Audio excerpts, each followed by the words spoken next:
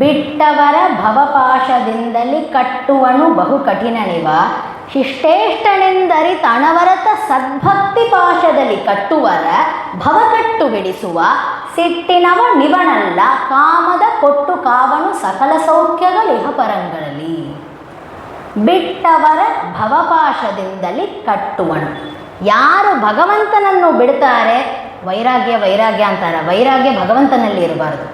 ಯಾರು ಭಗವಂತನ ಬಿಡ್ತಾರೆ, ಭಗವದ್ಭಕ್ತಿಯನ್ನು ಮಾಡೋದನ್ನು ಬಿಡ್ತಾರೆ, ಬಿಟ್ಟವರ ಭವಪಾಶದಿಂದಲೇ ಕಟ್ಟುವ. ಅಂಥವರನ್ನು ಸಂಸಾರದಲ್ಲಿ ಬಂಧನ ಮಾಡುತ್ತಾನೆ, ಅವರನ್ನು ಕಟ್ಟುತ್ತಾನೆ, ಭವಪಾಶದಿಂದ ಕಟ್ಟುತ್ತಾನೆ.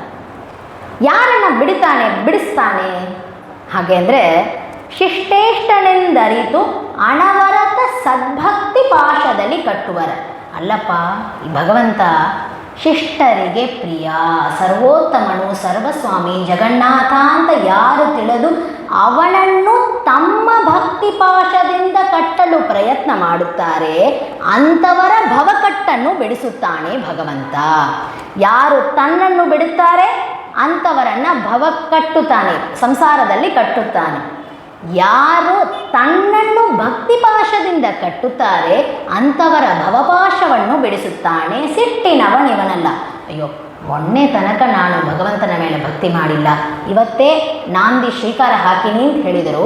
ನೀ ಮೊನ್ನೆ ಮಾಡಿಲ್ಲ ಭಕ್ತಿ, ಆದ್ದರಿಂದ ನಿನ್ನ ಭಕ್ತಿಯನ್ನು ನಾನು ಸ್ವೀಕಾರ ಮಾಡುವುದಿಲ್ಲ ಅಂತ ಹೇಳುವುದಿಲ್ಲ. ಸಿಟ್ಟಿನವನು ಅವನಲ್ಲ, ಕಾಮದ ಕೊಟ್ಟು ಕಾವನು. ಇಷ್ಟಾರ್ಥಗಳನ್ನು ಕೊಟ್ಟು ಸಕಲ ಸೌಖ್ಯಗಳನ್ನು ಇಹಪರಲೋಕಗಳಲ್ಲಿ ಕೊಟ್ಟು ನಮ್ಮನ್ನು ರಕ್ಷಣೆ ಮಾಡುವವನು ಆ ಭಗವಂತ.